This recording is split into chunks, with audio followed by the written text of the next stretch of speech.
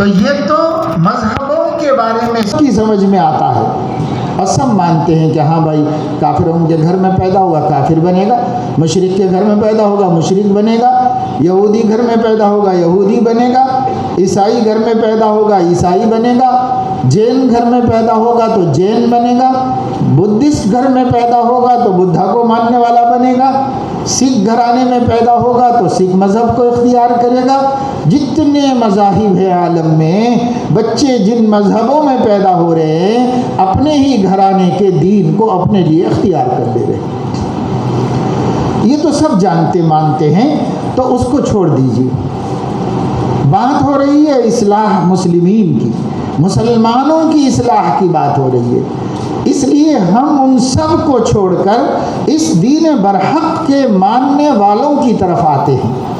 اور یہاں آ کر کے آپ دیکھیے، تھوڑا تدبر کیجئے، غور کیجئے کہ سب بچے ہمارے توحید کے گھر میں پیدا ہوئے، ایمان والے گھر میں پیدا ہوئے، اللہ کو ایک ماننے والوں کے گھر میں پیدا ہوئے، نبی کو یعنی سیدنا محمد الرسول اللہ صلی اللہ علیہ وسلم کو اللہ کا رسول ماننے والوں کے گھر میں پیدا ہوئے، مسجد جانے والوں کے گھر میں پیدا ہوئے، اذان سننے والوں کے گھر میں پیدا ہوئے، نماز پڑھنے والوں کے گھر میں پیدا ہوئے۔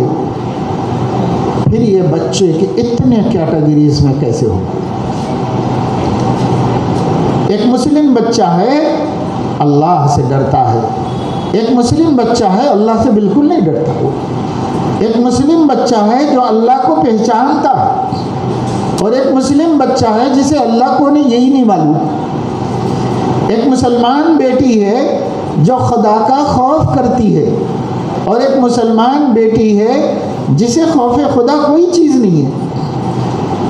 ایک کو اللہ کے رسول سے محبت ہے، اور ایک کو اللہ کے رسول کے بارے میں معرفت ہی نہیں ہے کہ وہ کون ہیں کیا ہیں، جانتے ہی نہیں ان کے بارے میں۔ یہ سب قسم کے بچے مسلمانوں میں موجود ہیں، اور یہ نہیں کہ جو چھوٹے چھوٹے بچے بیٹھے ہوئے ہیں، یہ نہیں، ان کو تو چھوڑو، یہ ابھی بچے ہیں، بالکل ابھی نابالغ ہیں، ابھی مکلف بھی نہیں ہیں، لیکن جوان بچے، شریعت جن کی طرف متوجہ ہو چکی ہے، جو اللہ کے خطاب کے مرحلے میں آ گئے ہیں، جن کو حلال و حرام کا پابند کر دیا گیا ہے، جن کا ایک ایک عمل لکھا جا رہا ہے، اور جن کے ایک ایک عمل کا قیامت میں حساب ہونے والا ہے، یہ 15 برس کی عمر کو پہنچ جانے والے بچے، ان بچوں میں بھی ہر قسم کے بچے موجود ہیں، حالانکہ مسلم گھرانوں میں پیدا ہوئے، ہر قسم کے موجود ہیں۔ ان میں نشہ کرنے والے موجود ہیں، اس میں جھوٹ بولنے والے موجود ہیں، ان میں اپنے دوستوں کے ساتھ مندروں میں چلے جانے والے موجود ہیں، یہ مشرکانہ رسومات میں دوستوں کی خاطر شریک ہو جانے والے شامل ہیں اس کے اندر۔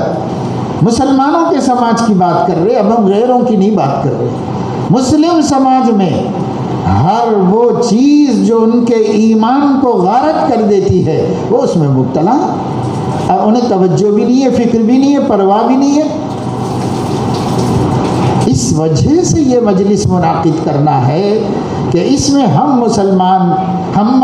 مسلمان جمع ہوں، اور ہمارے مسلمان بچے جمع ہوں، اور ہمارے مسلمان بچوں کو پتہ چلے کہ مسلمان ہونے کا مطلب کیا ہے۔ کیا بھائی مسلم گھرانے میں پیدا ہو کے ہر نیکی چھوڑ کے، ہر برائی کر کے، کما کے، ڈگریاں حاصل کر کے، کمپنیوں میں نوکریاں کر کے، بڑے بڑے بنگلے بنا کر، موٹریں خرید کر، جائیدادیں بنا کر، کاروبار کر کے ہم مرنے کے بعد کامیاب ہو جائیں گے؟ مرنے کے بعد کامیاب ہو جائیں گے؟ آج میرے دوستو ایک طبقہ گزرا ہے شروع زمانے اسلام میں جو بد عقیدہ تھا، جس کی تمام مسلمانوں نے، اہل السنت والجماعت نے انکار کر دیا ان کے عقیدوں کا۔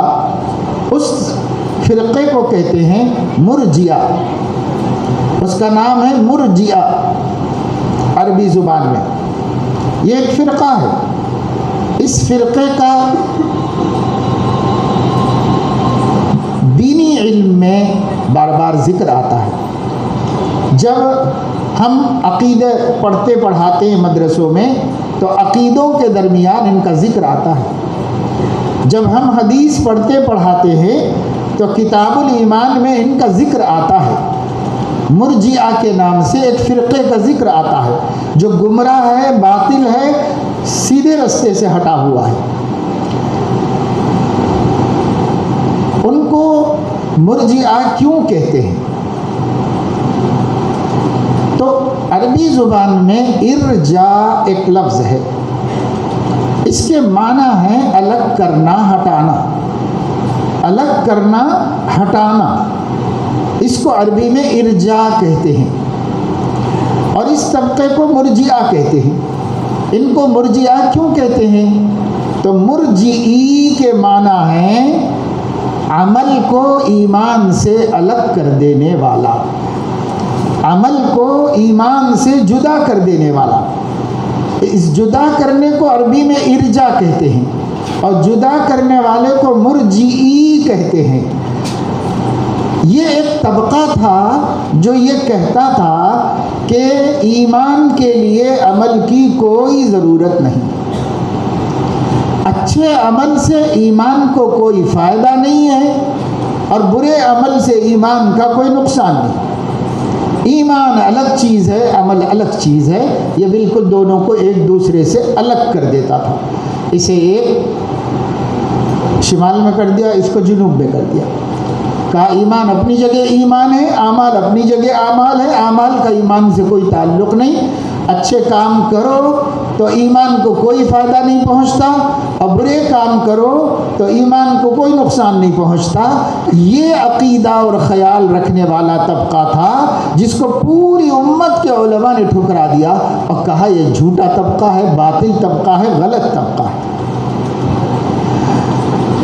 لیکن ماضی میں ہندوستان کی عظیم الشان یونیورسٹی دارالعلوم دیوبند کے عظیم المرتبت محدث حضرت مولانا مفتی سعید احمد صاحب پالنپوری رحمۃ اللہ علیہ، جو شیخ الحدیث تھے، بخاری شریف پڑھاتے تھے، وہ فرماتے ہیں کہ اس زمانے میں مسلمانوں پر گہری نظر ڈال کے دیکھو تو تمام مسلمان عقیدے کے اعتبار سے مرجئہ کو غلط کہتے ہیں، لیکن عمل کے اعتبار سے سب مرجئی، سب عمل کے اعتبار سے مرجئی. صرف ایمان لائے ہوئے ہیں، عمل کرنے کے لیے تیار ہیں. ایمان اور عمل کے جوڑ کو ماننے کے لیے تیار نہیں. ایمان اور عمل کا ایک دوسرے کے ساتھ چولی دامن کا تعلق ہے، اس تعلق کو تسلیم کرنے کے لیے تیار نہیں. اگر اس تعلق کو، اس جوڑ کو تسلیم کرتے تو مسلمانوں کا ایمان اعمال کے اعتبار سے مجرد و خالی نہ ہوتا. آج ہم ایمان والے، ارے ہم مسلمان ہیں. دیکھو ایک جگہ ہم گئے، دیہات کا علاقہ تھا تلنگانہ ہی میں. پتہ چلا تھا کہ زیادہ تر وہاں کی عورتیں چرچ میں جڑی گئی ہیں، چرچ سے جڑ گئی ہیں اور چرچ جا رہی ہیں بہت اہتمام سے. اتوار کے دن مسلم عورتیں سب چرچ میں جا رہی ہیں. یہ پتہ چلا تو ایک پروگرام بنایا گیا کہ بھئی اس گاؤں میں جا کر کے ایک جلسہ رکھنا چاہیے، سب کو جوڑنا چاہیے، جمع کر کے بتانا چاہیے کہ ہم مسلمان ہیں اور عیسائی مسلمان نہیں ہیں. اس لیے ان لوگوں کے ساتھ تعلق بڑھاؤ گے تو ایک دن اپنا دین ختم ہو جائے گا، مرتد ہو جاؤ گے، مسلمان باقی نہیں رہو گے. تو یہ بڑی بات ہے، سمجھانا چاہیے لوگوں کو جا کر کے ایمان کیا ہے، عقیدہ کیا ہے. چنانچہ چند علماء وہاں پر پہنچے اور ایک پروگرام کیا. پتہ چلا کہ لوگ سب کھیت کو جاتے ہیں، شام میں موجود رہتے ہیں.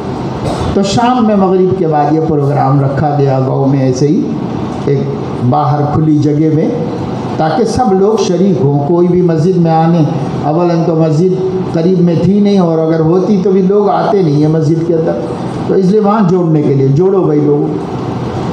ان لوگوں کو وہاں پر جوڑا گیا. تو سب کاشتکار لوگ تھے، سب آ کے بیٹھے، مزدوری کرنے والے، کھیت چننے والے اور زمیندار، کاشت کرنے والے اور کاشت کرانے والے، سب لوگ بیٹھے وہاں پر آ کر۔ تو ہم لوگوں نے ان کے سامنے ان کے حساب سے عام فہم انداز میں سمجھایا، بھائی اسلام بہت بڑی نعمت ہے، ایمان بہت بڑی دولت ہے، ہم لوگ مسلمان ہیں، ہم لوگوں کو ایسا کام نہیں کرنا چاہیے، ایسا کام کرنا نہیں چاہیے۔ تو کافی دیر تک سمجھانے کے بعد ایک بڑے میاں کھڑے ہوئے کاشتکار، اب کہنے لگے کہ مول صاحب ہم لوگ پورے گاؤں والے، پورے لوگ ہمارے گھر کے سب مسلمینج ہیں، یہ سب کئی کو بول رہے ہیں ہمارے کو آ کے، سب مسلمینہ ہیں یہاں پر۔ تو ان سے کہا گیا کہ بھائی بات تو صحیح ہے کہ آپ لوگ مسلمان ہیں، اسی لیے تو بتانے کے لیے آئے ہیں ہم، لیکن آپ کی عورتیں وہ چرچ کو جا رہی ہیں، قرضہ اٹھا کے مجبور ہو گئی ہیں اور جا کے پریئر کر رہی ہیں ان لوگوں کے ساتھ۔ تو کہنے لگے نہیں ہمارے عورتیں کہیں جائیں گے، ہمارے عورتیں نہیں جاتے۔ جا کے بلا کے لایا 2-3 عورتوں کو گھر میں سے، وہ عورتیں آئیں تو انہوں نے بتایا کہ ہاں ہم جاتے ہیں۔ تب ان لوگوں کو سمجھ میں آیا کہ وہ کھیتی باڑی کرنے جا رہے ہیں اور ان کی عورتیں چرچ میں جا کے پریئر کر رہی ہیں، اور وہ سمجھ رہے ہیں کہ ہم مسلمان ہیں۔ نماز روزہ دین ایمان کچھ بھی نہیں، بنیادی علم تک نہیں۔ اسی سے آپ اندازہ کریں گے طلب العلم فریضۃ علی کل مسلم کیوں کہا گیا ہے۔ ہمارے نبی نے کہا ہے ہر مسلمان، جب مسلم بولتے ہیں تو مسلمہ اس میں شامل ہوتی ہے، روایت کے الفاظ میں نہیں ہے، اس لیے بڑھانے کی ضرورت بھی نہیں ہے۔ ہر مسلم مرد ہو یا عورت، اس پر علم دین حاصل کرنا فرض ہے، فریضۃ، فرض ہے علم دین حاصل کرنا۔ عالم بننا فرض نہیں ہے، لیکن جتنا علم ایک مومن کو عقیدے کے بارے میں، عبادت کے بارے میں، حلال و حرام کے بارے میں، پاکی ناپاکی کے بارے میں جتنے علم کی ضرورت ہے، اتنا علم سیکھنا فرض عین ہے۔ اگر اس حوالے سے دیکھا جائے تو میرے دوستو، آپ برا نہ مانیں، یہاں بیٹھے ہوئے لوگ چھوٹے بڑے بہت سے ہیں ماشاءاللہ ہر عمر کے، ان میں سے چند ایک کو چھوڑ کر اکثریت نے فرض درجے کا علم دین بھی حاصل نہیں کیا ہے۔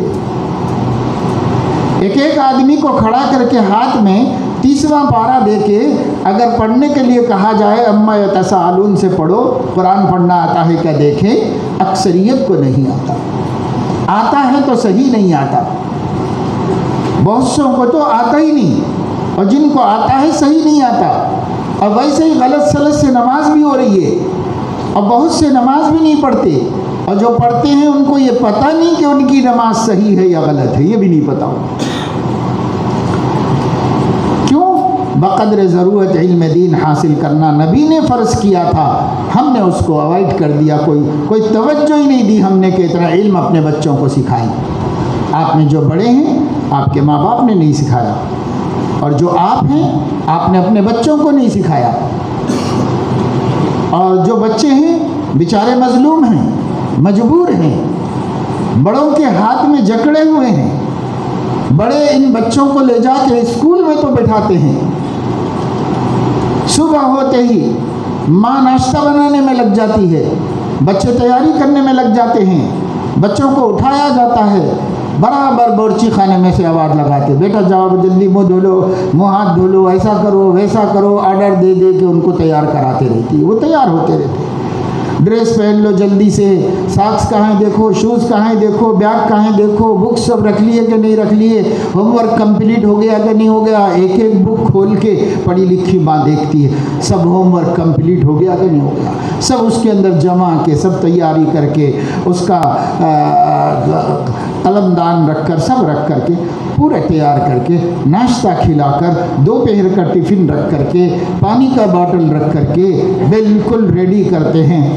تو جب ان کے ابو اٹھتے ہیں اور جلدی جلدی سے ویسا ہی باسی منہ لے کر کے بچے کو بٹھا لے کے موٹر سائیکل پہ لے جا کے اسکول میں چھوڑ کے آتے ہیں۔ اب اس بچے کو اتنی اہمیت تو اس تعلیم کی دلائی گئی جس تعلیم سے آخرت تو بنتی ہی نہیں ہے، دنیا بھی بننا مشکل ہو گیا ہے، دنیا بھی بننا مشکل ہو گیا ہے۔ کتنے کوالیفائڈ بچے ہیں، حضرت دعا فرمائیے بہت پریشان ہوں، حضرت دعا فرمائیے، یا انٹرویو دیا وہاں انٹرویو دیا، 2 سال سے انٹرویو دے رہا ہوں بس، حضرت دعا فرمائیے کوئی نوکری نہیں لگ رہی ہے، کوئی نوکری نہیں لگ رہی ہے۔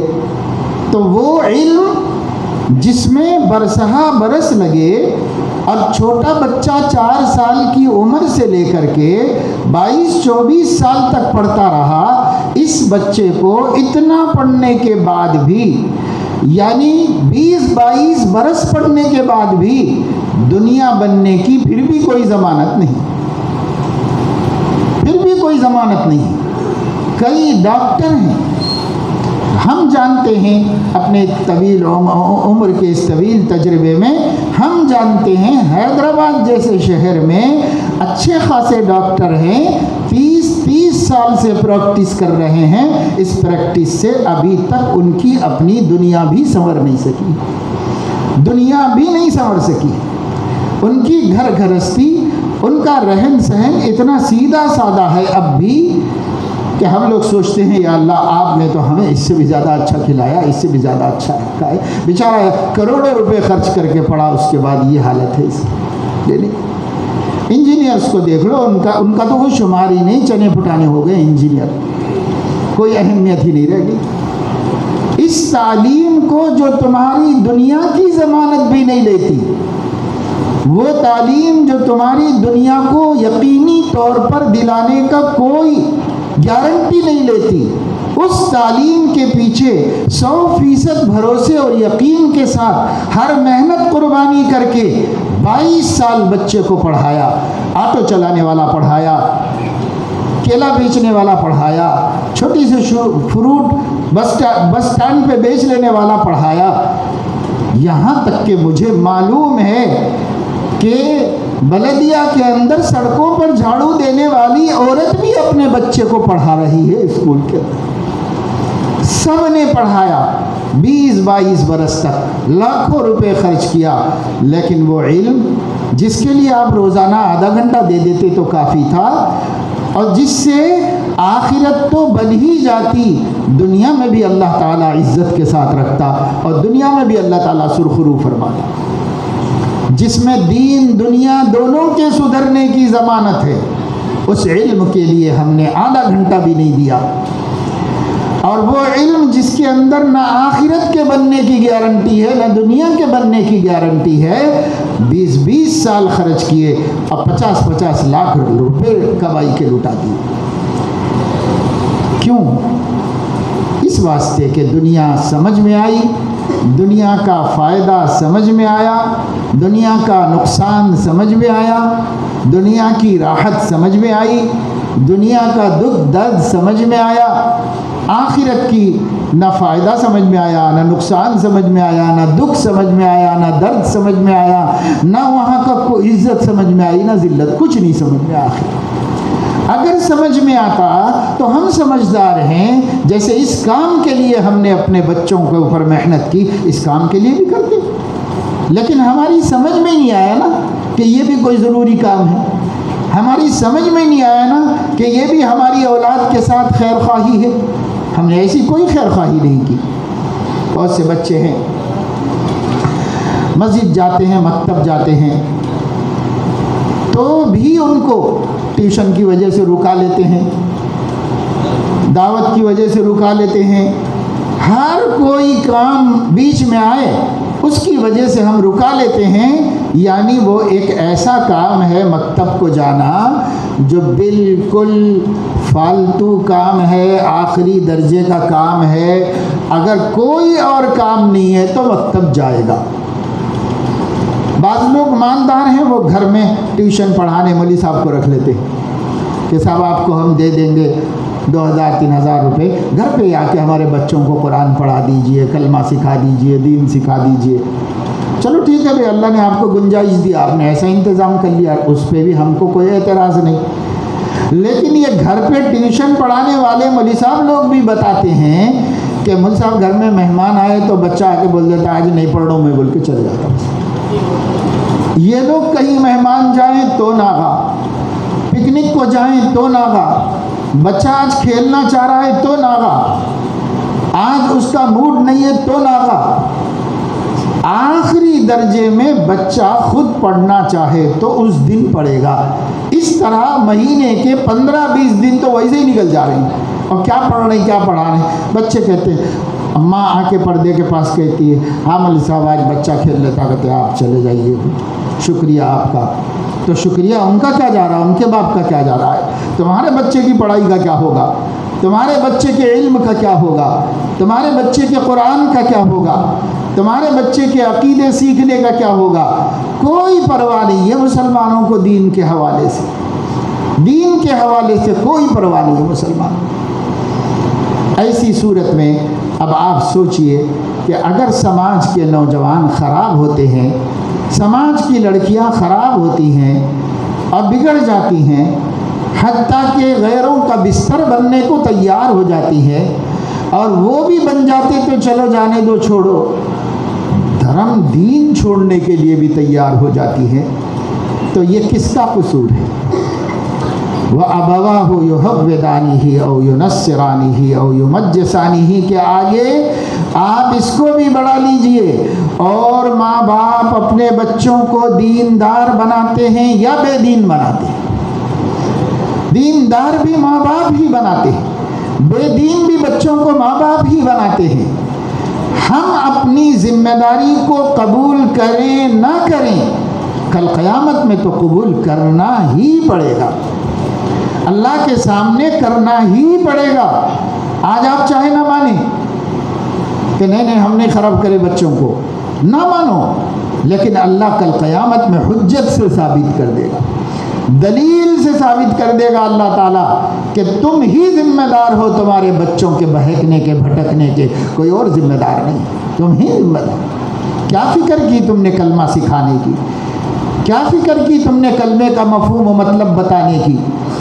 ایک بچے سے نہیں، ایک جوان سے پوچھو، کالج میں ہے، ڈگری کمپلیٹ کر رہا ہے، فائنل ایئر میں ہے، اس نوجوان کو بلا کر پوچھو لا الہ الا اللہ کا آپ کیا مطلب سمجھتے ہیں؟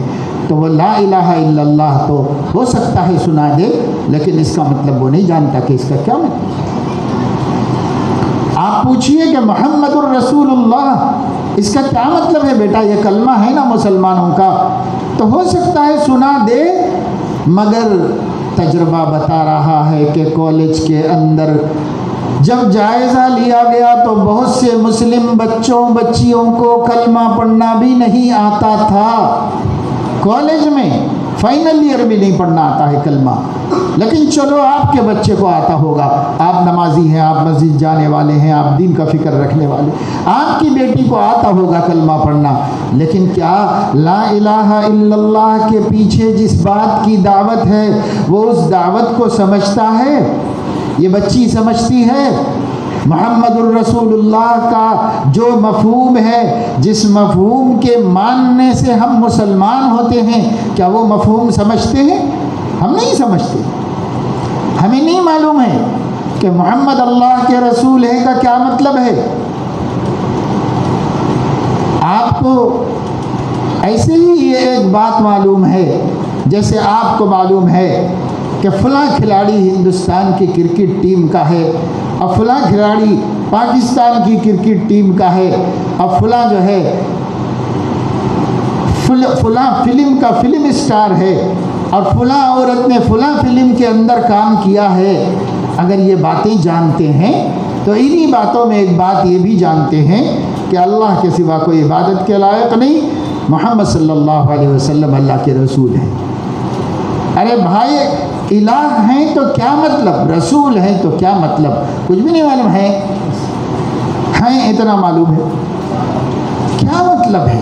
جب تک مطلب نہیں معلوم ہوگا، جب تک وہ مسلمان کیسے بنے گا، کیسے مسلمان بن جائے گا؟ بہت مشکل مسئلہ ہے۔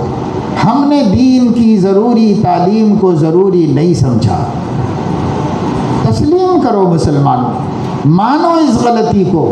اللہ نے باپ بنایا، اللہ نے آرزو پوری کی، اللہ نے آپ کی بیوی کی گود کو اولاد کے پھول سے آباد کیا، شاداب کیا۔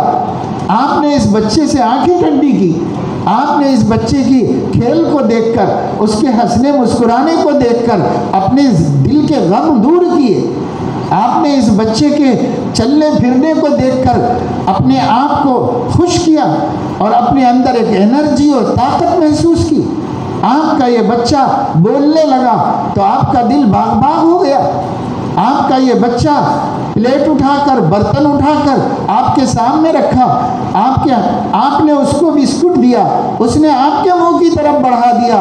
آپ کا دل اور ہمارے جسم کا انگ انگ خوش ہو گیا، رونگٹا رونگٹا خوش ہو گیا۔ اللہ نے خوش کرایا ہمیں۔ اللہ کے خوش کرنے کا، خوش کرانے کا، خوشیاں دینے کا یہ صلہ اللہ پاک کو دیا کہ اللہ کے اس بندے کو اللہ کا باغی بنا کر کھڑا کر دیا۔ یہ ہماری وفاداری ہے ان نعمتوں کی۔ اولاد سے بڑی کیا نعمت ہے انسان کے پاس؟ اس نعمت کے ساتھ یہ وفاداری ہے۔ اللہ نے اتنی بڑی دولت ہمیں دی، اللہ نے ہمیں کتنی نعمتوں سے، کتنی خوشیوں سے ان بچوں کے ذریعے سے خوش کر دیا۔ ہمارے دل کی کلیاں کھل گئی، لیکن ہم نے انہی بچوں کو اللہ کے غضب کا سبب بنایا، انہی بچوں کو بے نمازی بنایا، انہی بچوں کو جھوٹ بولنے والا، قرآن نہیں جاننے والا، عقیدوں سے بے خبر، اور پھر بڑا ہو کر کے یاروں دوستوں میں مل کر کے بد سے بدتر گناہوں کا کرنے والا ان کو بنا دیا۔ کس کی اولاد ہے؟ آسمان نے نہیں پھینکا تھا اس کو، آپ نے پیدا کیا تھا۔ اس کا بیج آپ نے اپنی بیوی کے کھیتی میں ڈالا تھا، اور اللہ نے اپنے قدرت سے 9 مہینے میں تھوڑا تھوڑا تھوڑا تھوڑا کر کے اس کو پرورش مکمل بنا کر دنیا میں پیدا کیا تھا۔ امام بخاری رحمۃ اللہ علیہ نے ایک باب قائم کیا ہے کہ مخلقتاً او غیر مخلقتن، ایک اس عنوان سے ایک باب قائم کیا۔ یہ لفظ قرآن میں بھی آیا ہے۔ اس کی تشریح کرتے ہوئے شارحین حدیث نے فرمایا کہ جب ماں کے رحم کے اندر بیج پڑ جاتا ہے بچے کا، تو اللہ تعالیٰ ایک فرشتے کو بھیجتے ہیں۔ یہ فرشتہ ہر ماں کے رحم کے اندر پہنچ جاتا ہے اور پہنچ کر کہتا ہے یا رب نطفتن۔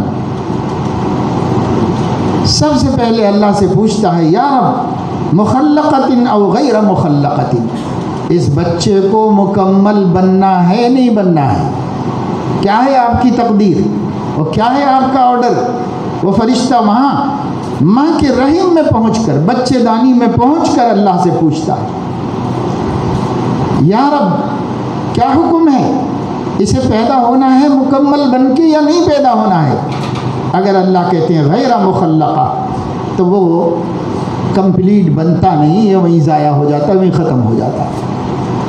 اور اگر اللہ کہتے ہیں مخلقہ، نہیں پورا بننا ہے اس کو، تو فرشتہ کہتا ہے یا رب نطفہ، اے پروردگار اس وقت میں نطفہ ہے، منی کا قطرہ ہے، کیا حکم ہے؟ کہا اس کی حفاظت۔ وہ نگہبان بن کے کھڑا ہو جاتا ہے۔ 40 دن تک اس کو اللہ اپنی قدرت سے پرورش کرتے رہتے ہیں۔ یہ پرورش ہو رہا ہے، اس کے بعد وہ خون کی پھٹکی بن جاتا ہے، یعنی جمع ہوا خون جیسے ہوتا ہے، کہیں گرا پڑا تو اس کو خون کی پھٹکی کہتے ہیں۔ خون کی پھٹکی بن جاتا ہے، لنڈا بن جاتا ہے خون۔ تو وہ اللہ تعالیٰ سے پوچھتا ہے یا رب علقہ، اللہ پاک یہ خون کی پھٹکی بن گیا، ہاں اس کی نگہداشت کرو۔ تو 40 دن تک نگہداشت کرتا ہے فرشتہ، تو وہ مضغہ بن جاتا ہے، یعنی گوشت کی بوٹی بن جاتا ہے۔ پھر پوچھتا ہے یا رب مضغہ، اے پاک پروردگار یہ گوشت کی بوٹی بن گیا ہے، تو فرماتے ہاں اس کی نگرانی کرو، تو اس کی نگرانی کرتا رہتا ہے۔ اس کے بعد پھر اس کے اندر اللہ ہڈیاں بناتا ہے، پھر اس کو اللہ تعالیٰ ایسے کرتے کرتے کرتے آگے بڑھاتا ہے، یہاں تک کہ جب وہ 9ویں مہینے میں داخل ہو جاتا ہے تو مکمل بن چکا ہوتا ہے، اور اللہ رب العزت فرشتے سے فرماتے ہیں کہ اب اس کا راستہ چھوڑ دو، اسے دنیا میں آنا ہے۔ تو وہ رحم کے منہ پر سے ہٹ جاتا ہے تو یہ بچہ باہر پیدا ہو کے آتا ہے۔ اللہ رب العزت نے کتنے احسانات سے اس کو گزارا تو یہ بن کے دنیا میں آیا ہے، اور آنے کے بعد بھی پلنے کے لیے اللہ کا محتاج ہے۔ اللہ رب العزت نے اس بچے کو جب ماں کے پیٹ میں تھا تو بننے کے لیے جو اس کے لیے را میٹیریل بنایا تھا وہ ماں کے حیض کا خون تھا، اسی خون کو پی پی کے وہ بنتا رہتا تھا، لیکن وہ ناپاک چیز تھی، گندی چیز تھی، پر بننا اسی سے تھا اللہ کے منشا کے مطابق۔ تو اللہ نے اس گندی چیز کو اس کے منہ سے ایک قطرہ بھی اندر جانے نہیں دیا۔ اللہ تعالیٰ ناف کے ذریعے سے اس کو بھیجتے رہے اور وہ بنتا رہا بنتا رہا بنتا رہا، بن گیا۔ اب پیدا ہوا تو اللہ نے فرمایا دیکھو تم وہ مخلوق ہو جسے میں نے سب سے اشرف بنایا ہے، اور اسی وجہ سے تم کو کوئی گندی چیز منہ میں جانے نہیں دی ہے، پیٹ میں جانے نہیں دی ہے۔ اب تمہاری ذمہ داری ہے کہ اپنی موت تک کوئی چیز گندی اپنے منہ میں جانے مت دو اور اپنے پیٹ میں جانے مت دو۔ کلوا من طیبات ما رزقناکم، ہم نے بہت سی چیزیں تمہیں دی ہیں روزی کے طور پر، بعض طیبات ہیں، پاک ہیں، بعض گندی ہیں۔ جو پاک ہے صرف وہی کھانا، جو ناپاک ہے وہ نہ کھانا۔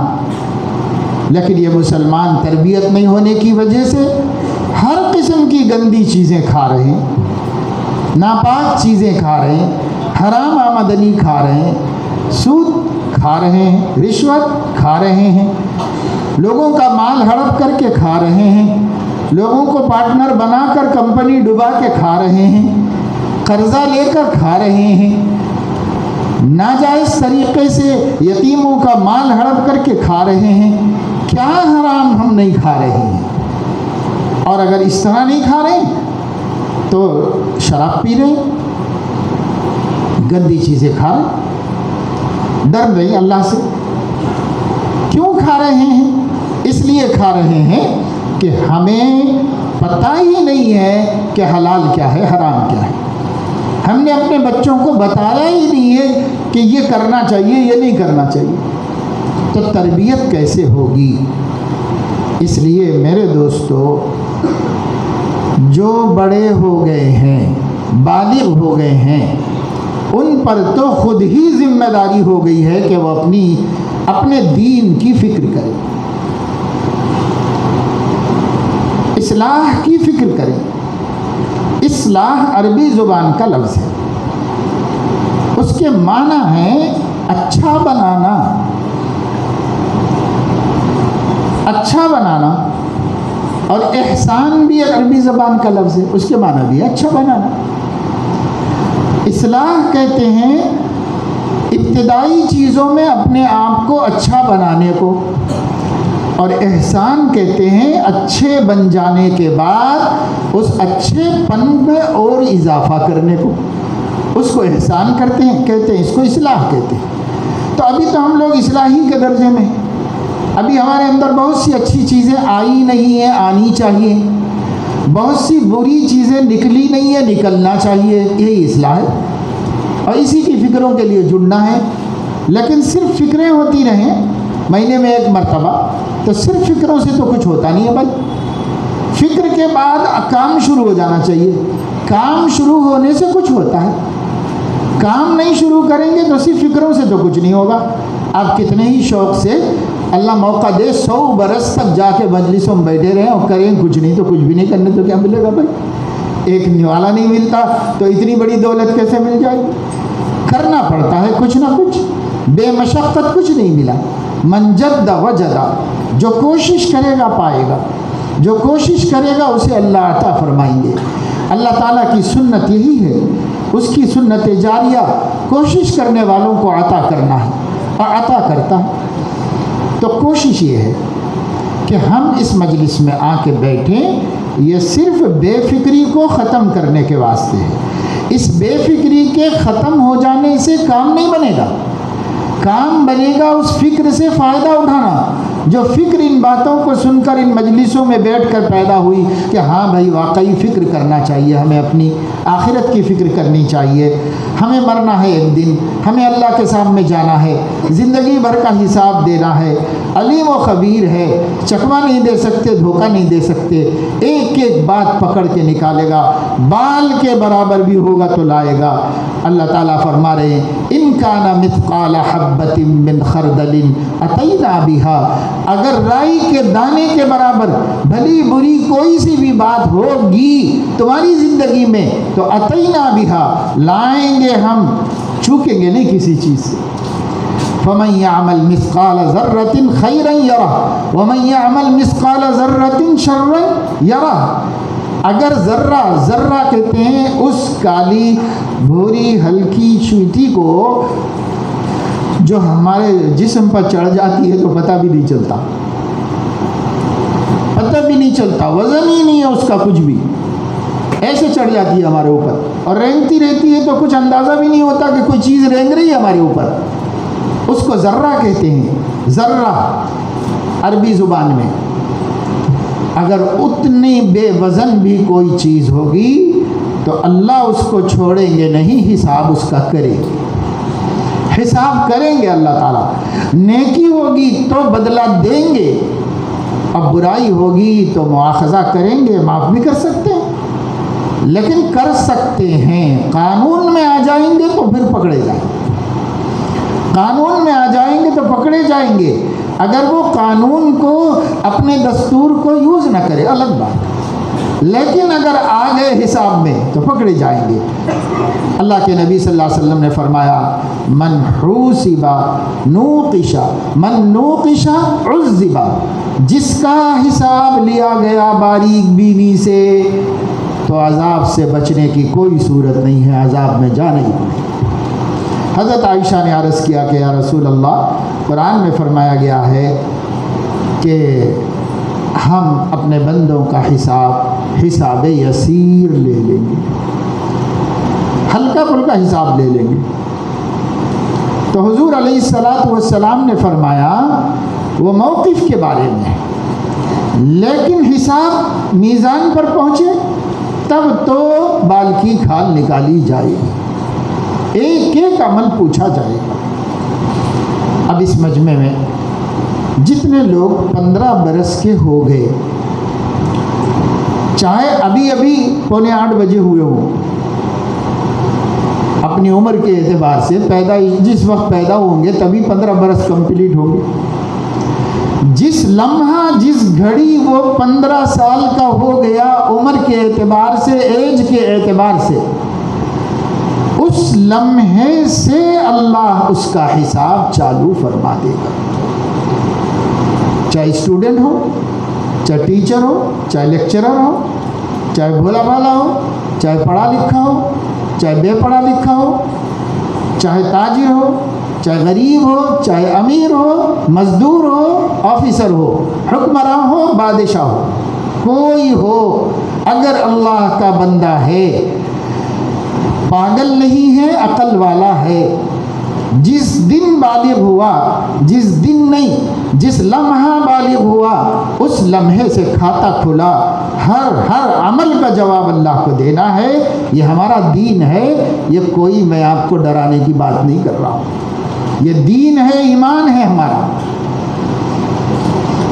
جس لمحہ بالغ ہوگا، اگر مثال کے طور پر کوئی آدمی ایسے وقت میں بالغ ہوا ہے کہ وہ آج کل مغرب کی نماز ہو رہی ہے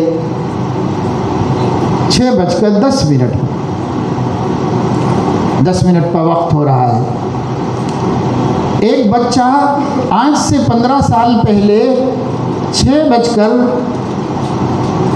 5 منٹ پر پیدا ہوا تھا، تو آج 6:05 پر وہ 15 سال کا ہو جائے گا۔ اب اس کے پاس وضو بنا کر نماز پڑھنا چاہے تو 5 منٹ باقی ہیں، وضو بنا کر نماز پڑھنے میں اگر اس کو 1 رکعت مل سکتی ہے عصر کی تو اس پر یہ نماز فرض ہے، نہیں پڑھے گا تو حساب ہوگا اللہ تعالیٰ۔ کتنے بچے ہیں جن کے ماں باپ کو میرا بچہ بالغ ہو گیا، بچی بالغ ہو گئی اس کی تو فکر ہے، کیوں؟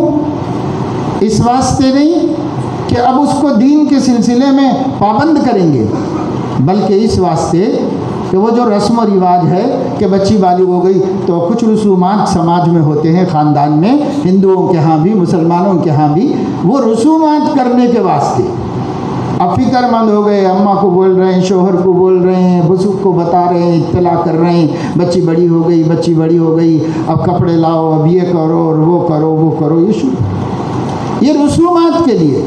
لیکن کسی ماں کو یہ خیال نہیں آیا کہ آج میری بچی اللہ تبارک و تعالی شانہ کے خطاب کی اہل ہو گئی ہے اور یہاں سے اللہ اس سے اپنی بندگی کا مطالبہ شروع کر رہا ہے۔ یہ سکھانا ہے میری بچی کو، یہ بتانا ہے میری بچی کو، بیٹی آج کے بعد نماز نہیں چھوٹے گی، پہلے چھوٹ گئی تو چلو معاف ہے، لیکن آج کے بعد نہیں چھوٹے گی، بیٹا آج کے بعد کبھی روزہ زندگی میں نہیں چھوٹے گا، بیٹا آج کے بعد تم کسی نامحرم کو نہیں دیکھو گے، آج کے بعد جھوٹ نہیں بولو گے، آج کے بعد کوئی غیبت معاف نہیں ہوگی، ہر ایک لکھا جائے گا، ہر ایک کا قیامت میں حساب ہوگا۔ یہ تماشا نہیں ہے میرے دوستو، یہ دوسرے مذہبوں والوں کی طرح صرف مذہبی خیالات نہیں ہیں، یہ سچے نبی کی خبر ہے، یہ قرآن کی اطلاع ہے، یہ اللہ کا قانون ہے، کہیں بچ کے نہیں جا سکتے، کہیں بھاگ کے نہیں جا سکتے۔ ما انتم بمعجزین فی الارض ولا فی السماء وما لکم من دون اللہ من ولی ولا نصیر۔ تم لوگ مجھے نہ آسمان میں ہرا سکتے ہو، نہ زمین میں عاجز کر سکتے ہو، اور نہ تمہارا کوئی میرے مقابلے میں مدد کرنے والا ہو سکتا ہے، نہ دوست ہو سکتا ہے، کوئی یار و مددگار نہیں اللہ کے مقابلے میں۔ سیدنا محمد الرسول اللہ صلی اللہ علیہ وسلم گھر میں تشریف لائے تو آپ نے دیکھا کہ آپ کی بیٹی ملنے کے لیے آئی ہوئی ہے اور آپ کی پھوپھی بھی آئی ہوئی ہے۔ پھوپھی یعنی اپنے والد کی بہن، والد کی بہن تھی حضرت صفیہ رضی اللہ تعالیٰ عنہا، وہ عمر کے اعتبار سے بہت کم سن تھی اور تقریباً حضرت فاطمہ رضی اللہ تعالیٰ عنہ کی عمر کی تھی۔ دونوں کو حضور بہت پیار کرتے تھے، بہت چاہتے تھے، ایک تو بیٹی تھی اور ایک ہی بچی ہوئی تھی، اور ایک یہ پھوپھی تھی، اپنے ددیال کی نشانی اور علامت تھی۔ حضرت علیہ السلام دونوں کو دیکھے تو بہت خوش ہوئے، اور اس خوشی کے موقع پر کیا تمغہ دیا، کیا تحفہ دیا اپنی پھوپھو کو اور اپنی بیٹی کو۔ حضرت علیہ السلام نے فرمایا، یا فاطمۃ بنت رسول اللہ و یا صفیۃ عمۃ رسول اللہ انقذا انفسکما من النار فانی لا اغنی عنکما من اللہ شیئا۔ اے رسول اللہ کی بیٹی فاطمہ اور اے رسول اللہ کی پھوپھی صفیہ، میری اتباع کر کے دین پر جم کے گناہوں سے بچ کے تم دونوں اپنے کو گناہوں سے اور دوزخ کی آگ سے بچا لو، اس لیے کہ اگر اللہ کی پکڑ میں تم لوگ آ گئے تو انی لا اغنی عنکما، میں اللہ کے مقابلے میں تمہاری کوئی مدد نہیں کر سکتا۔ جب اپنی بیٹی کو، اپنی پھوپھی کو حضور علیہ السلام نے صاف صاف بتا دیا، نجات کا راستہ میرا رشتہ نہیں ہے، میری اتباع ہے، اور میرا رستہ ہے، رشتہ نہیں ہے، رستہ ہے نجات کا راستہ، حضور نے بتا دیا۔ جب ہم کو بتا دیا، ہم کون بیٹھے ہوئے ہیں ہاتھ پہ ہاتھ دھر کے؟ ہمیں بھی تو اپنی فکر کرنی چاہیے۔ ہاں میرے دوستو، ہم کوشش کریں، فکریں کریں، کمی کوتاہی کے لیے بہت امیدیں ہیں، کمی کوتاہی کے لیے اللہ سے بھی امید ہے، اللہ کے نبی سے بھی امید ہے۔ حضور اکرم صلی اللہ علیہ وسلم نے ایک دفعہ ارشاد فرمایا، ان اللہ تعالی جعل لکل نبی دعوۃ مستجابۃ، اللہ نے ہر نبی کو ایک مقبول دعا عطا فرمائی تھی۔ ایک ہے دعاؤں کا مقبول ہونا، وہ تو سب کی ہوتی ہے، اور نبی کی تو بدرجہ اولا ہوتی ہے، وہ تو اللہ کا بہت پیارا ہے، اور عام مسلمانوں کی بھی ہوتی ہے۔ کافر مشرک کی بھی دعا قبول کرتا ہے اللہ تعالیٰ، سب کی قبول کرتا ہے۔ ایک ہے دعاؤں کا قبول ہونا، اور ایک ہے دعا قبول کر کے مانگنے کا چانس دینا۔ یہ کہہ رہے ہیں حضور علیہ السلام، اللہ نے ہر نبی کو ایک مقبول دعا دی۔ کیا مطلب؟ دعا پہلے قبول کر کے فرمایا مانگ لو، منظور ہے، میں جو پہلے ہی سے منظور ہے، اور ابھی نہیں پوچھا کہ کیا مانگنا چاہتا ہے، پہلے منظور کر دیا۔ اس کو مقبول دعا کہتے ہیں، مقبول دعا دی۔ ہر نبی کو ایک ایسی دعا دی کہ آپ کچھ بھی مانگ سکتے ہیں، آپ کو اختیار ہے۔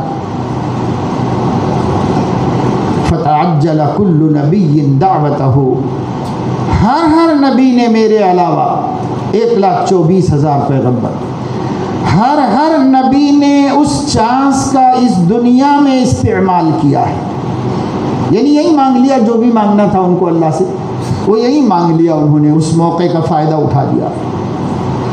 وَإِنِّي أَدَّخِرُهُ إِلَىٰ يَوْمِ الْقِيَامَةِ شَفَاعَةً لِأُمَّتِي، میں نے اس کو قیامت تک کے لیے اٹھایا کہ اللہ پاک کو رہنے دیجئے ویسے ہی، میں دنیا میں نہیں مانگوں گا، میں وہ دعا استعمال کرنا چاہتا ہوں قیامت کے دن اپنی امت کی شفاعت کے واسطے۔ اس لیے حضور علیہ السلام نے اٹھا کے رکھا۔ لیکن یہ شفاعتیں کس کو ملتی ہیں؟ جن کی شفاعت کی اللہ اجازت دیتے ہیں۔ لا یشفعون الا لمن ارتضی، نہیں شفاعت کر سکتے کوئی بھی کسی کی سوائے اس کے جس سے اللہ راضی ہو کہ شفاعت کی جائے۔ من ذا الذی یشفع عندہ الا باذنہ، آیت الکرسی میں ہے، کون ہے جو اللہ کے سامنے اس سے پوچھے بغیر کسی کی سفارش کر دے؟ یہ سب قرآن میں عقیدے ہیں، ہمارے عقیدے بیان کر دیے گئے۔ اللہ کا چاہنا ضروری ہے، اگر اللہ نہ چاہیں تو ان کی شفاعت بھی نہیں کر سکتا کوئی۔ اس لیے رضا الہی مومن کا سب سے بڑا مقصد ہے، سب سے بڑا مقصد ہے، اور اللہ ان کی شفاعت کی اجازت دے گا جو بندے اللہ کو راضی کرنے کی کوشش کرتے کرتے مر گئے لیکن کرنے میں زیادہ کامیاب نہیں ہو سکے، تو بھی شفاعت کا موقع ملے گا۔ ان کی شفاعت کر دو، یہ ہمیشہ فکر مند رہا ہے، یہ ہمیشہ اس کو لگا رہا دماغ میں لخ لخا کہ کہیں اللہ ناراض تو نہیں، کہیں اللہ ناراض تو نہیں۔ اللہ پاک تو فرشتوں سے پوچھتے ہیں کسی قوم کے بارے میں کہ وہ لوگ کیا دعا کر رہے تھے، تو کہا وہ آپ سے ڈر رہے تھے، آپ کے غضب سے اور آپ کے عذاب سے پناہ مانگ رہے تھے۔ تو اللہ تعالیٰ فرشتوں کے سامنے فرماتا ہے، اچھا میرے بندے کو معلوم ہے کہ اس کا کوئی خدا ہے جو اسے پکڑ بھی سکتا ہے؟ معلوم ہے میرے بندے کو؟ ہاں معلوم ہے، تبھی تو وہ آپ سے پناہ مانگ رہا ہے آپ کے غضب سے۔ تو فرماتے ہیں گواہ رہو میں نے اس کو میرے غصے سے پناہ دے دی۔ تو اتنا تو اللہ کا کرم ہے، لیکن ہمیں یہ بھی نہیں معلوم کہ اللہ پکڑ بھی سکتے ہیں اور اللہ معاف بھی کر سکتے ہیں۔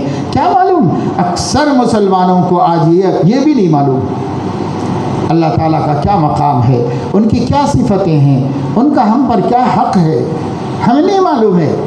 یہ سب کب سیکھیں گے میرے دوستو؟ زندگی گزر رہی ہے، آخر سیکھیں گے تو کب سیکھیں گے؟ کسی کی عمر رک رہی ہے، بچہ نہیں بول سکتا کہ میں جوان ہو کے سیکھ لوں گا، جوان نہیں بول سکتا کہ میں بوڑھا ہو کے سیکھ لوں گا، مصروف آدمی یہ نہیں کہہ سکتا کہ میں وظیفے کے بعد ریٹائرمنٹ کے بعد سیکھ لوں گا، کیونکہ معلوم ہی نہیں ہے کہ صاحب رہے گا کہ نہیں رہے گا، کس کو پتا ہے۔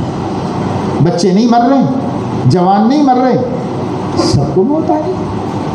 کتنے بچے ہیں جو ماؤں کی گود میں مر گئے۔ 2 بچے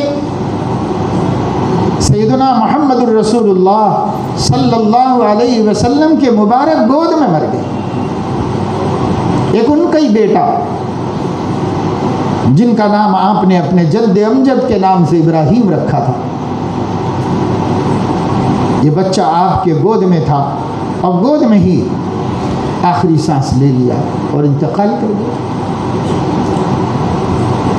دوسرا بچہ آپ کی بیٹی حضرت زینب کا بیٹا نواسا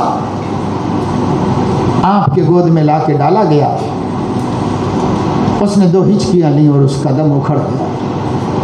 نبی کے گود میں چھوٹے چھوٹے بچے دنیا سے رخصت ہو گئے تاکہ لوگوں کو عبرت ہو جائے کہ کسی کی بھی عمر کا کوئی بھروسہ نہیں، اللہ پاک نے جس کے لیے جو ٹائم لکھ دیا ہے اسی ٹائم پہ اس کی موت آنا ہے۔ تو مجھے کیا معلوم کہ میں کب مرنے والا ہوں؟ آپ کو کیا معلوم کہ آپ کب مرنے والے ہیں؟ جوان کو کیا بھروسہ ہے کہ وہ بوڑھا ہونے والا ہے؟ بوڑھے کو کیا بھروسہ ہے کہ 2-4 سال ملیں گے اسے زندگی کے؟ لیکن سب لوگ اپنی دنیا کی فکر تو کر رہے ہیں، اپنی آخرت کی فکر نہیں کر رہے، اپنی موت کی فکر نہیں کر رہے ہیں۔ بھائی مرنا ہے نا ایک دن، چاہو تو مرنا ہے، نہیں چاہو تو نہیں مرنا ہے۔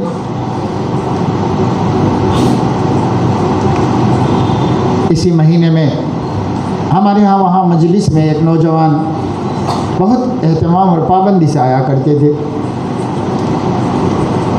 تو انہوں نے مجھے فون کیا اور بتایا کہ میں عثمانیہ ہاسپٹل میں ہوں۔ تو کیا ہو گیا بیٹا؟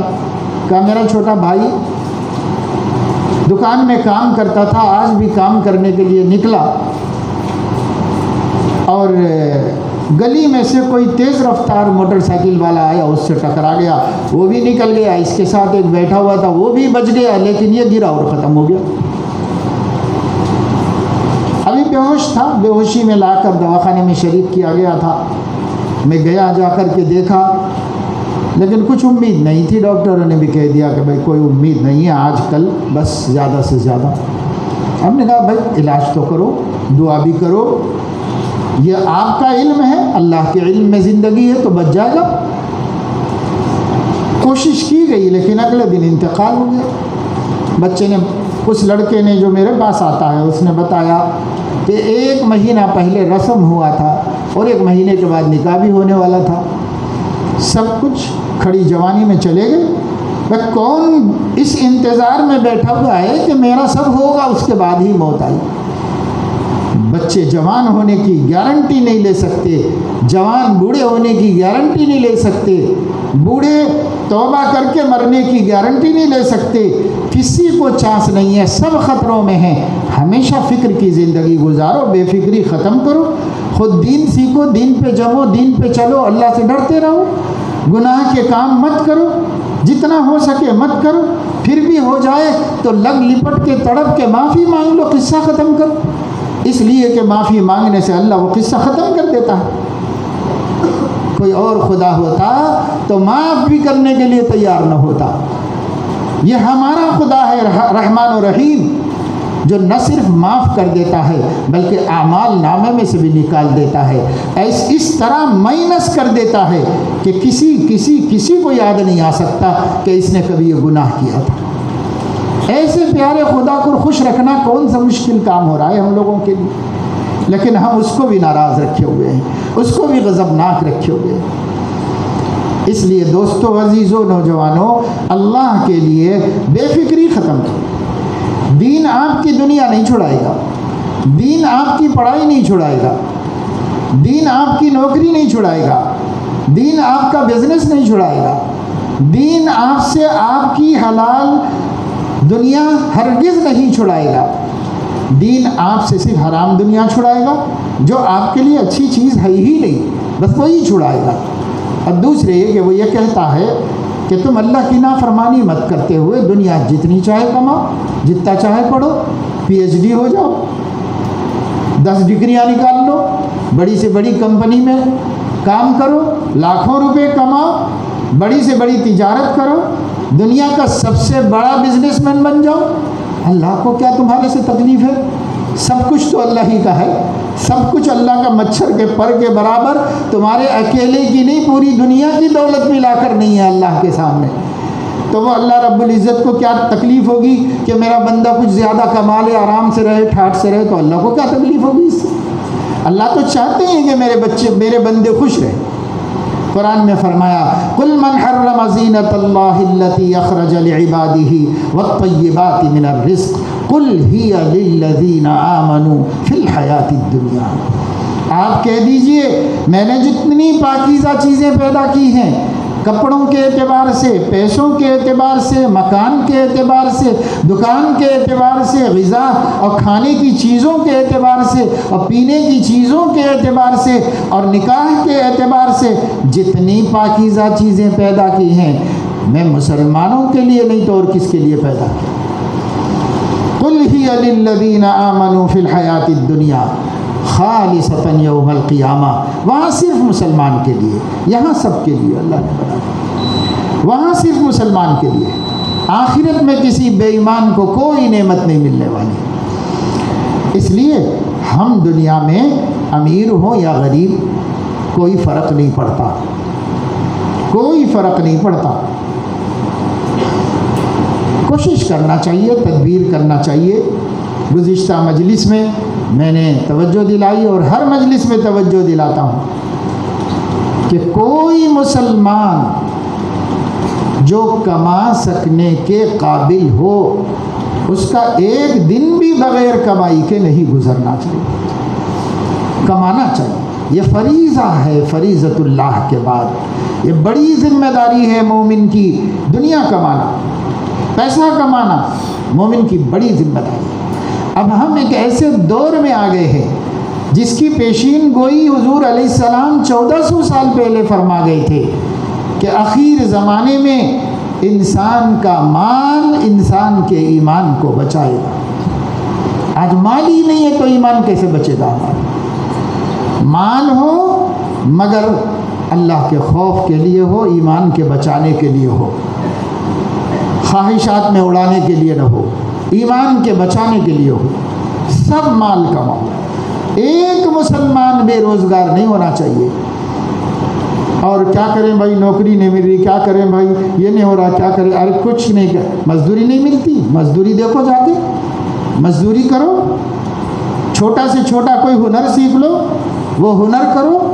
آج الیکٹریشین کو لوگ ترس رہے ہیں، اندھیرے میں پڑے ہوئے ہیں، منت کر رہے ہیں کہ بابا آ کے ذرا درست کر کے چلا جا، ہماری لائٹ چالو کر کے چلا جا۔ تو کیوں میں ہیں اور لوگ مل نہیں رہے۔ آج پلمبر کو لوگ ترس رہے ہیں کہ بچہ آ جاؤ بھائی، ذرا آ جاؤ، جو پیسے چاہے لے جاؤ، 10 منٹ کے لیے آ جاؤ، ارے ذرا ہمارا کام کر کے چلے جاؤ، اوپر سے ٹپک رہا ہے، نیچے والی شکایت کر رہے ہیں، ذرا بنا کے چلے جاؤ، بنا کے۔ ایک چیف منسٹر کا گھر تھا حیدرآباد میں، اب نہیں رہا وہ چیف منسٹر۔ ایک مرتبہ کسی مسئلے کے اندر برہم ہو گیا، غصے میں آ کر کہنے لگا کہ میرے گھر میں اوپر سے ٹائلٹ ٹپک رہا ہے، ابھی تک کوئی درست کرنے والا نہیں ملتا۔ تو چیف منسٹر کو بھی نہیں مل رہا ہے۔ اور کیسے کیسے لوگ، ہنر داں اتنا قابل قدر ہے کہ بڑے بڑے لوگ کروڑ پتی ترس رہے ہیں، انتظار کر رہے ہیں ہنر دا کے۔ ہم ہنر کیوں نہیں سیکھ لیتے بھائی؟ آپ کوالیفائڈ ہیں تو بھی سیکھ لیجئے، 1 2 3 ہنر آپ کو آنے چاہیے۔ آپ کو ویلڈنگ کرنا آنا چاہیے، تھوڑے سے الیکٹریشین کا کام سیکھ لیجئے، یا آپ جو ہے گاڑی چلانا سیکھ لیجئے، یا آپ کوئی بھی ایسی چیز، ہنر بہت ہے جس کی انسانوں کو ہر وقت ضرورت ہے، بلا لحاظ مذہب ضرورت ہے، ہر بستی میں ضرورت ہے، ہر جگہ ضرورت ہے۔ صدیوں پہلے شیخ سعدی رحمۃ اللہ علیہ نے فرمایا، ایک علم والا کہیں رسوا نہیں ہوتا، ایک ہنر والا کہیں رسوا نہیں۔ علم والا جہاں جاتا ہے اپنے علم سے اپنا مقام بنا لیتا ہے، اور ہنر والا جہاں جاتا ہے اپنے ہنر سے اپنے کو دوسروں کا محتاج نہیں رکھتا، کما کے کھا لیتا ہے۔ رستہ بتاؤ۔ عبد الرحمن ابن عوف رضی اللہ تعالیٰ عنہ जलील क़द्र सहाबी थे, ख़ानदान कुरैश से ताल्लुक़ रखते थे, हज़रत अलैहिस्सलाम के रिश्ते के भाई थे। हज़रत अब्दुर्रहमान इब्न औफ जब ईमान लाए और हिजरत करके मदीने मुनव्वरा में आए और हज़रत सल्लल्लाहु अलैहि वसल्लम ने देखा कि ये बड़े ख़ानदान का आदमी है, तो इसे किसी बड़े ख़ानदान में भाई बनाना चाहिए। भाई बना देते थे किसी का, हर नौ मुस्लिम को किसी का भाई बना देते थे हुज़ूर अलैहिस्सलाम। अंसार का हर मुहाजिर को, हर अंसारी का भाई बना देते थे, इसलिए कि बैतुलमाल भी नहीं था और कौन उनको पालने की फ़िक्र करे। भाई एक को भाई बना दो, वो सब देख लेगा, उसको भाई बना देते थे हुज़ूर। चुनाचे अब्दुर्रहमान इब्न औफ को हज़रत सअद रज़ी अल्लाह तआला अन्हु का भाई बना दिया। वो अंसार के सरदार थे, एक ग्रुप के सरदार थे, उनका भाई बना दिया। वो घर ले गए और सगा भाई से ज़्यादा मोहब्बत करते थे, जिसको नबी भाई बोल देता था। घर ले जाकर कहने लगे कि देखो ये मेरे 2 बाग हैं खजूर के, आप पसंद करके एक ले लो, जो आप छोड़ देंगे वो मेरा।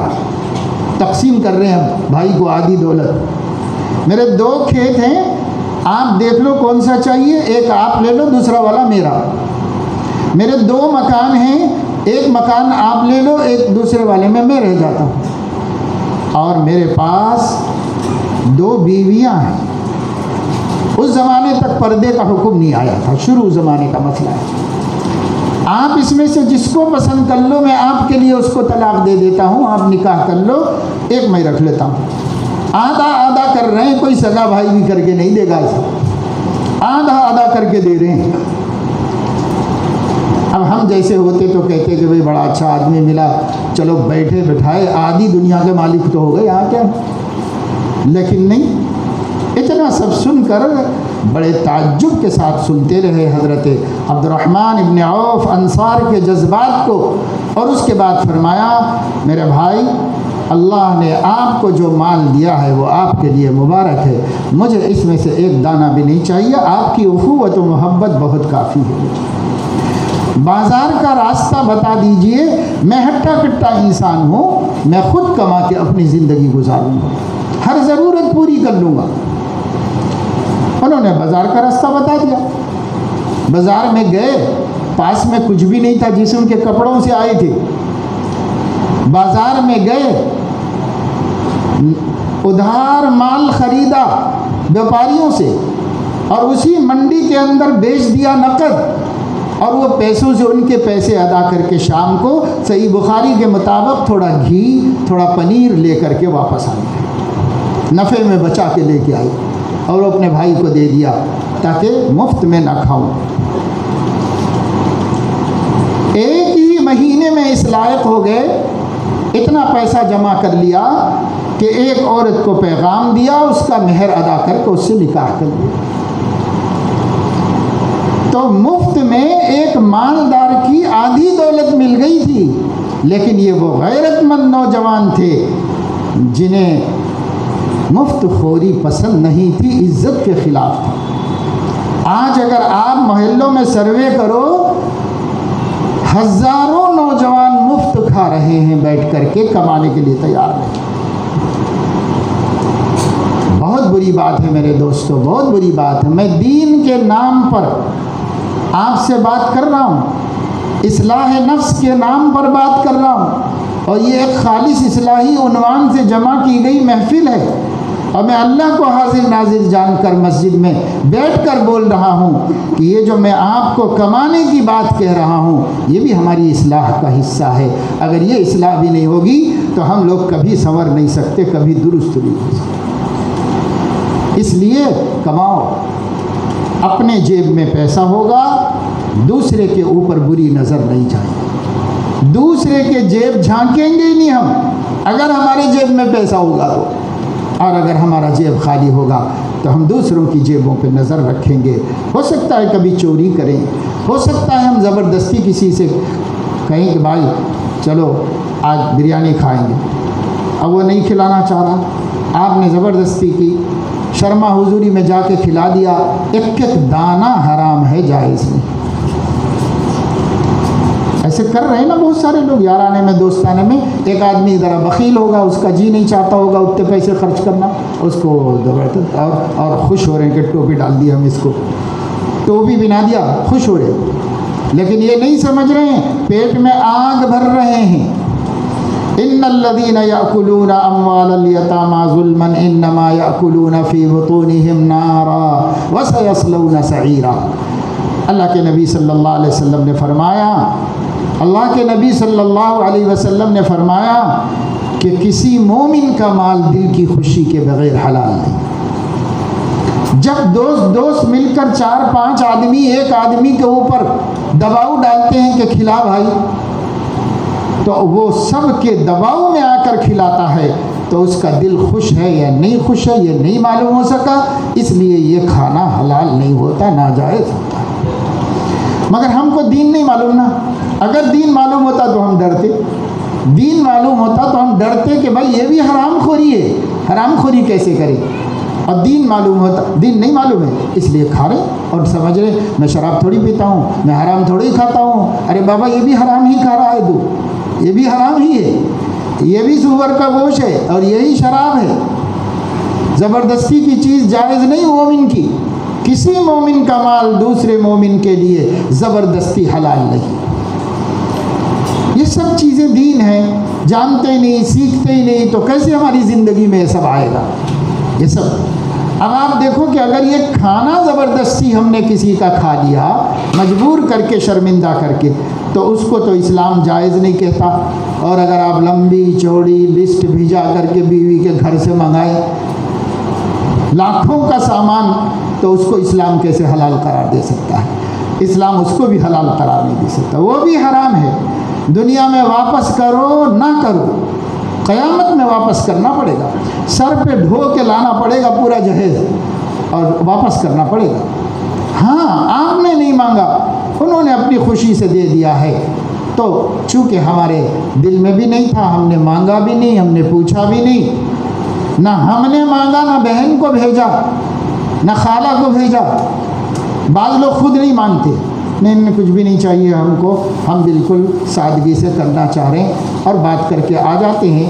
اس کے بعد بہن کو بھی جاتے ہیں, خالہ کو بھی جاتے ہیں, پھپھو کو بھی جاتے ہیں. وہ لوگ جا کے سب ایگریمنٹ کر کے آتے ہیں, وہ بھی حرام. آپ نے نہیں چاہا لینا, اللہ بہتر جانتا ہے. ربکم اعلم بما فی نفوسکم, تمہارے دلوں میں کیا ہے اللہ کو بہتر معلوم ہے.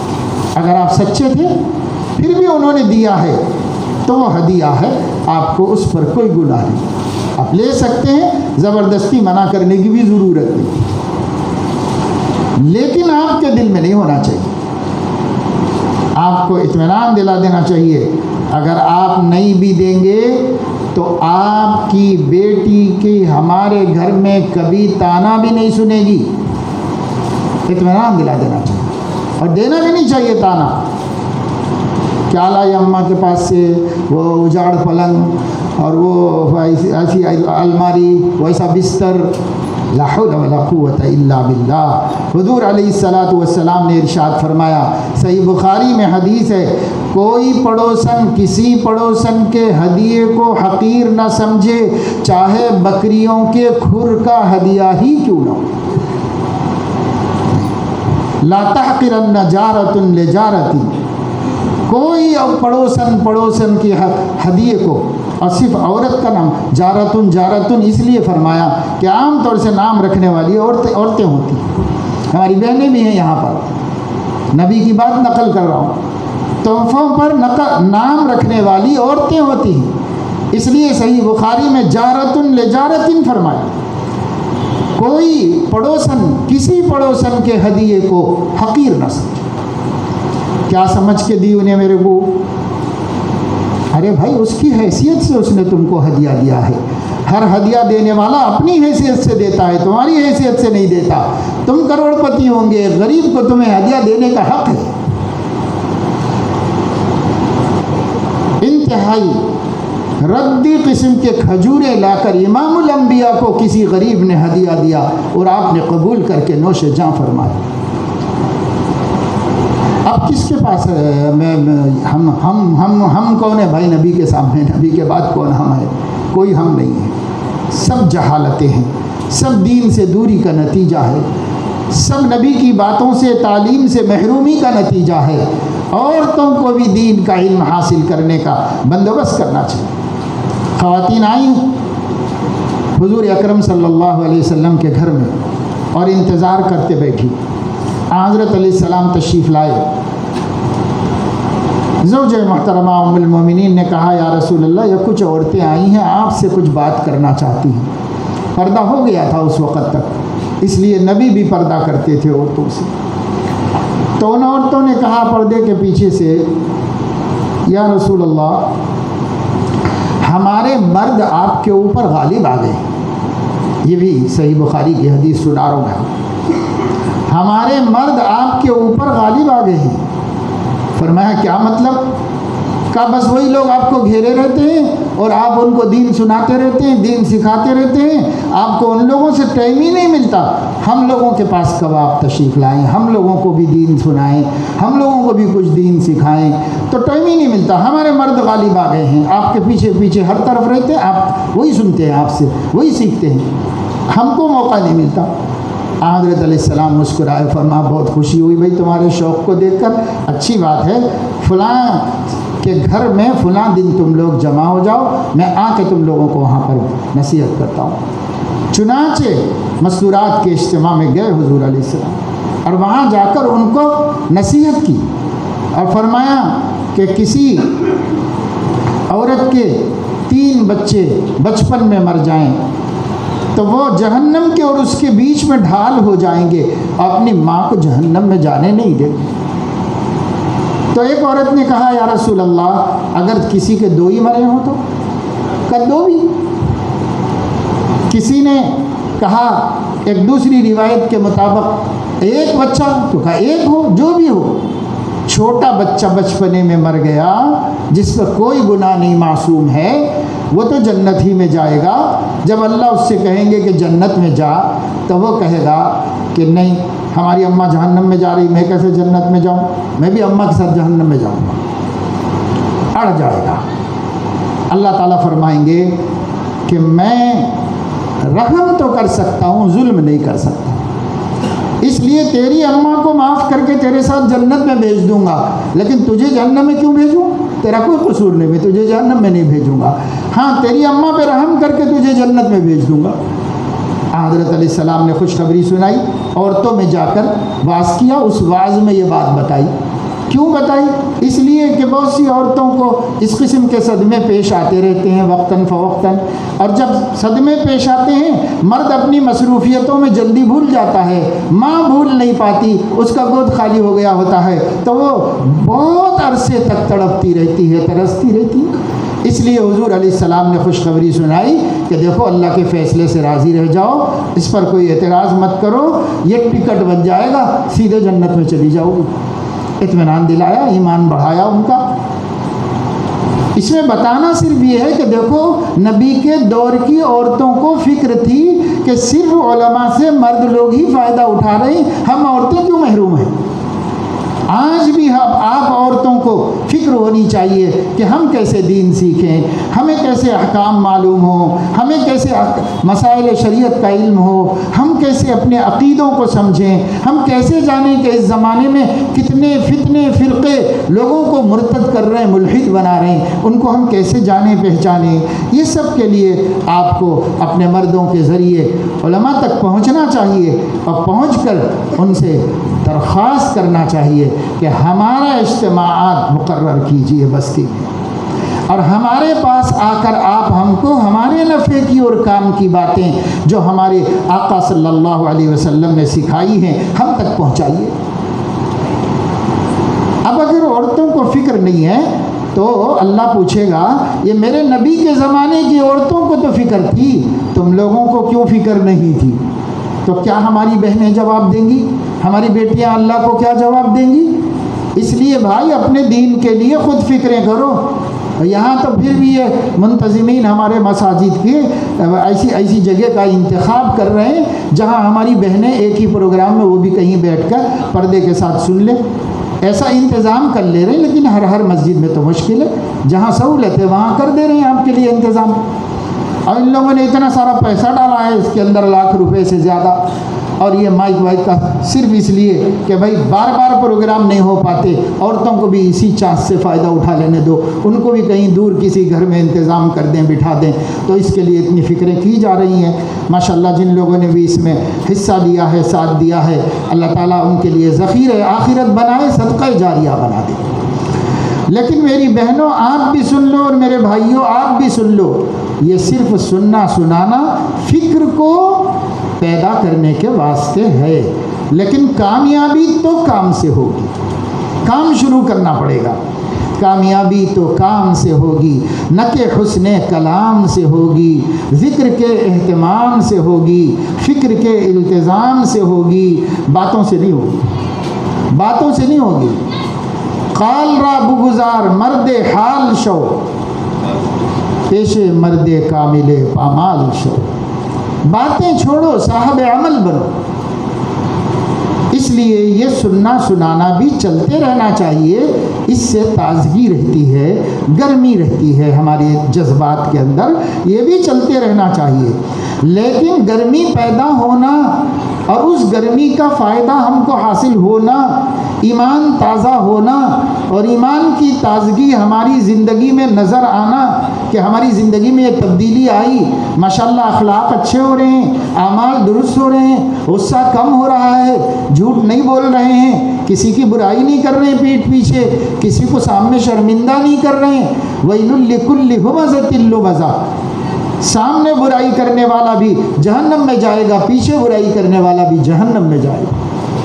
تو یہ عادت چھوٹ رہی ہو، فضول کام چھوٹ رہے ہو، بے پردگی چھوٹ رہی ہو، موبائل کا مس یوز چھوٹ رہا ہو، اللہ کا خوف پیدا ہو رہا ہو، نمازیں پابندی سے ہو رہی ہوں اور اللہ تعالیٰ کے لیے حلال و حرام کی تمیز کر کے کمانے میں مصروف ہو، یہ اگر تبدیلیاں آ رہی ہیں ہمارے لوگ، کم سے کم وہ لوگ جو جمع ہو رہے ہیں، جڑ رہے ہیں ہمارے ساتھ، کم سے کم ہمارے اندر تو آ رہی ہو، ان بہنوں میں جو یہاں آ رہی ہیں اور ان بھائیوں میں جو یہاں آ رہے ہیں، ہمارے بچوں میں جو ماشاءاللہ نو عمر بالکل یہاں موجود ہیں، اگر آپ کے اندر تبدیلی آ رہی ہے تو یہ خرچہ پرچہ صرفہ، ہمارا حیدرآباد سے آنا جانا اور آپ لوگوں کا کام کاج چھوڑ کے اکٹھا ہونا جمع ہونا، یہ سب ترازو میں تلے گا اور کام آ جائے گا انشاءاللہ۔ اور اگر ہم اس سے سننا اور اٹھنا اور چلے جانا اور دین میں کوئی ترقی کی فکر نہ کرنا اور گناہوں کی کمی کی فکر، اگر کام نہیں ہو رہا ہے تو بھائی اللہ تو کام ہی کو پوچھتے ہیں، اللہ تو کام ہی کو پوچھتے ہیں۔ اس لیے کام کا ارادہ کیجئے، فکریں کیجئے، کوششیں کیجئے۔ بسا اوقات ہماری اپنی مصروفیات ایسی ہیں کہ کام کے پیچھے کام، کام کے پیچھے کام نکلتا ہے اور جگہ سے اٹھنے میں 2-3 گھنٹے ہو جاتے ہیں۔ آج ایسا ہی ہوا کہ ایک اہم کام کر رہا تھا، کچھ لکھ رہا تھا اداریہ اشرف الجرائد کا، اور وہ ابھی دینا تھا اور وہ رات ہی میں پریس کو جانا تھا، پھر اس کی پروف ریڈنگ کرنا تھا، پھر اٹھو، پھر کوئی آ گئے، پھر ناندیڑ سے مہمان آ گئے علماء، ان کی کوئی اہم بات تھی، وہ ایک صاحب کی کوئی کاروباری مشورے کے لیے اچانک پہنچ گئے، ان کو اب کیسے کس سے کہیں، بہرحال تھوڑا نمٹتے اٹھتے اتنا وقت ہو جاتا ہے، ظہر ہو گئی وہیں پر۔ اب اس کے بعد نکلے تو اتفاق سے روڈ پر ٹریفک بھی بہت ملی، راستے میں 2 نمازیں پڑھنی پڑی۔ اب اس طریقے سے ہوتے ہوئے ہم یہاں پر پہنچے نا تو دیر آپ لوگوں کو بھی تھوڑا سا انتظار بھی کرنا پڑا، لیکن میں بتا رہا ہوں کہ اتنی مشکلات کے بعد بھی اگر پہنچ رہے ہیں تو اس لیے پہنچ رہے ہیں کہ ہمارے کچھ بھائیوں اور بہنوں اور ہمارے کچھ بچوں اور بچیوں کے دل آخرت کی فکر کے لیے تیار ہو رہے ہیں، بس اس آس میں پہنچ رہے ہیں۔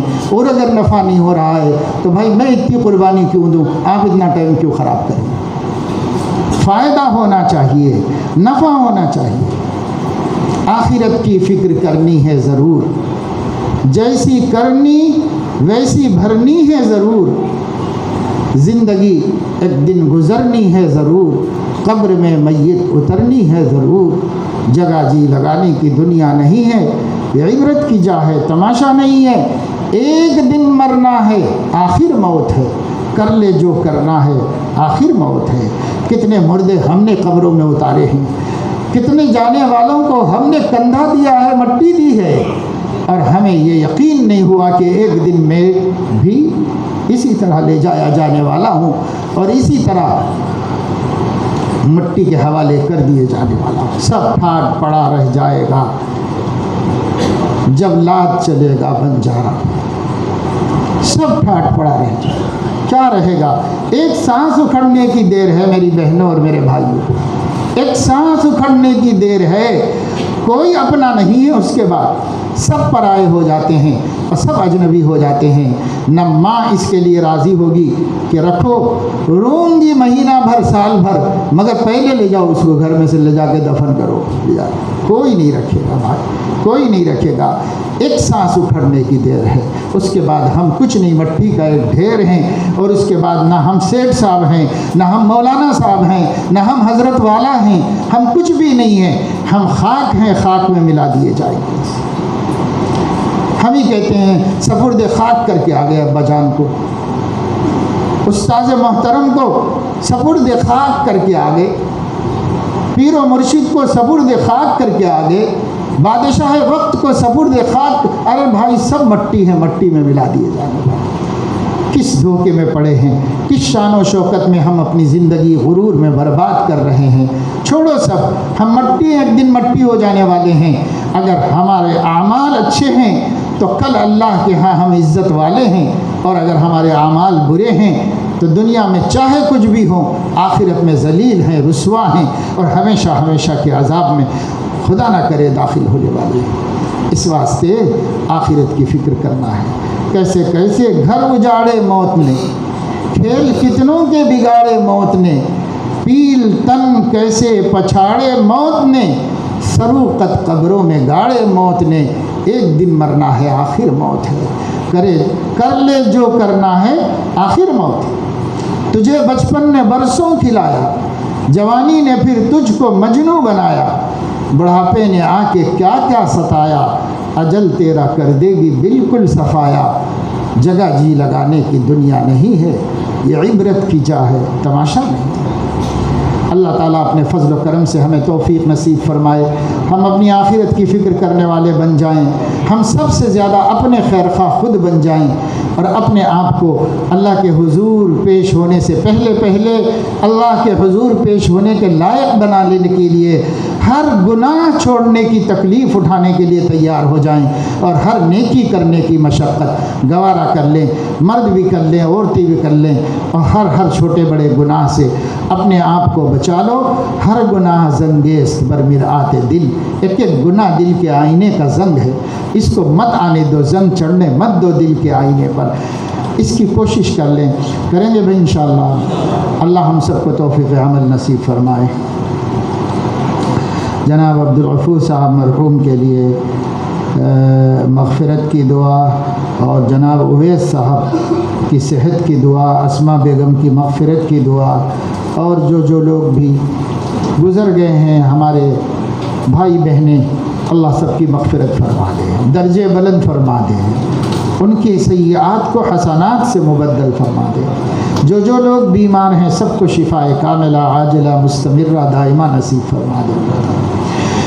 درود شریف پڑھ لیجیے۔ اللہم صلی وسلم علی سیدنا و نبینا و حبیبنا و شفیعنا و مولانا محمد وعلى آلہ واصحابہ وازواجہ واتباعہ افضل صلواتک وعدد معلوماتک برحمتک یا ارحم الراحمین۔ اللہم ربنا آتنا فی الدنیا حسنہ وفی الآخرۃ حسنہ وقنا عذاب النار، رب اغفر وارحم وانت خیر الراحمین۔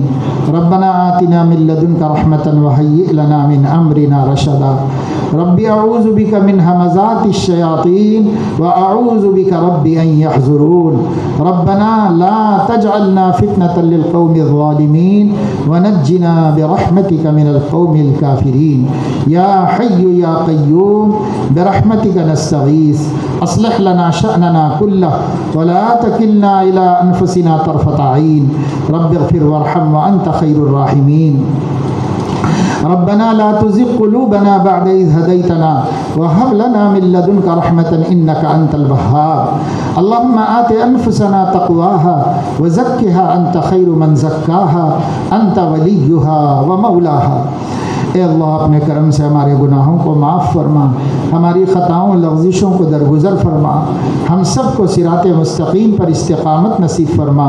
اے اللہ آپ کا دین سیکھنے، ایمان کو سیکھنے، عقیدے کو جاننے، عبادتوں کو درست کرنے، اعمال صالحہ اور اخلاق حسنہ پیدا کرنے کے سلسلے میں ہم نے اب تک جو بے فکریاں کی ہیں اپنے کرم سے معاف فرما۔ اے اللہ جو زندگی باقی ہے اس کو زندگی کا سب سے حسین حصہ بنا لینے کی توفیق عطا فرما۔ اے اللہ اپنے نبی کے طریقے پر جم جانے والا، ان کی سنتوں پر عمل کرنے والا، ان کے احکام کے مطابق زندگی گزارنے والا بنا دیجیے۔ اے اللہ لایانی سے، بے فکری سے اور بیکار زندگی گزارنے سے ہم سب کو نفرت عطا فرما دیجیے۔ اے مولا ہم سب کو مصروف زندگی نصیب فرمائیے۔ اے اللہ ہمیں یہ یقین عطا فرمائیے جو مصروف ہوتا ہے وہ نفس شیطان کے جال میں کم پھنستا ہے، جو بیکار ہوتا ہے وہ نفس شیطان کے شکار ہوتا رہتا ہے۔ اے اللہ ہمیں بیکار رہنے سے ہماری حفاظت فرما۔ اللہ دین میں مصروف رہیں، اپنی دنیا میں مصروف رہیں، اپنی حلال آمدنی میں مصروف رہیں، عبادتوں میں مصروف رہیں، تلاوتوں میں مصروف رہیں، آپ کے ذکر میں مصروف رہیں، تعلیم کے حلقوں میں مصروف رہیں، سیکھنے سکھانے میں مصروف رہیں، مخلوق خدا کی خدمت میں مصروف رہیں، ماں باپ کی اطاعت میں مصروف رہیں، بال بچوں کی خدمت میں مصروف رہیں۔ اللہ مصروف رہیں، کبھی ہم خالی نہ رہیں۔ اللہ زندگی میں خالی لمحات مت لائیے، اے اللہ خالی رہنے کا موقع مت دیجیے۔ اے مولا کریم ہمیں ہر وقت مصروف رکھیے، نفس و شیطان کے مقاصد سے بچا لیجیے۔ اے اللہ ہمیں عزت دار زندگی نصیب فرمائیے، خوددار زندگی نصیب فرمائیے، ہمیں اپنے بلبوتے پر جینا نصیب فرمائیے۔ اے اللہ ہمیں اپنی آمدنی سے اپنی زندگی کے وسائل فراہم کرنے کی توفیق عطا فرمائیے۔ اے مولا کریم کسی کا دست نگر محتاج اور کسی کی مدد کا منتظر ہمیں مت بنائیے۔ اللہ اپنے علاوہ کسی کا فقیر مت بنائیے، اللہ اپنے علاوہ کسی کا سائل مت بنائیے۔ اے اللہ ہمیں اپنے فضل و کرم سے اپنے ہی خزانے غیب سے عطا فرما دیجیے۔ اے مولا کریم رحم کا، کرم کا، عافیت کا، نصرت کا معاملہ فرما دیجیے۔ اے مولا جو لوگ کوششیں کر رہے ہیں معاش کو درست کرنے کی، ان لوگوں کے معاش کی درستگی فرما دیجیے۔ اے اللہ جو لوگ معاد اور آخرت کی درستگی کی فکر کر رہے ہیں ان کی بھی اپنی کوشش کو کامیاب کر دیجیے۔ اے مولا ہم نے جو مانگا ہے وہ عطا فرما دیجیے، جو ہم نہیں مانگ سکے اپنے کرم سے وہ بھی نصیب فرما دیجیے۔ اے مولا کریم جو لوگ ہمارے دوست احباب اعزاء اقربا محلے دار اس دنیا سے رخصت ہو گئے ہیں ان سب کی بخشش فرما دیجیے، کرم کا، رحم کا، عافیت کا معاملہ فرما دیجیے۔ اے اللہ جو اس وقت میں بیمار ہیں، دواخانوں میں ہیں، گھروں میں ہیں، پریشان ہیں، چھوٹے ہوں یا بڑے، مرد ہوں یا عورت، اللہ ان سب کو اپنے کرم سے صحت نصیب فرما دیجیے، قوت عطا فرما دیجیے، زندگی میں برکت نصیب فرما دیجیے۔ اے مولا کریم ہماری دعاؤں کو اپنے کرم سے قبول فرما دیجیے۔ وصلی اللہ تعالی علی خیر خلقہ سیدنا و حبیبنا محمد وعلی آلہ و اہل بیتہ و صحبہ اجمعین۔ سبحان ربک رب العزت عما یصفون وسلام علی المرسلین والحمد للہ رب العالمین۔ ایک بات آپ لوگوں کو یہ بھی بتا دینا چاہتا ہوں کہ ہم کو اصل میں اس پروگرام کے فوراً بعد واپس ہونا ہوتا ہے، اس لیے ہم یہاں سے جا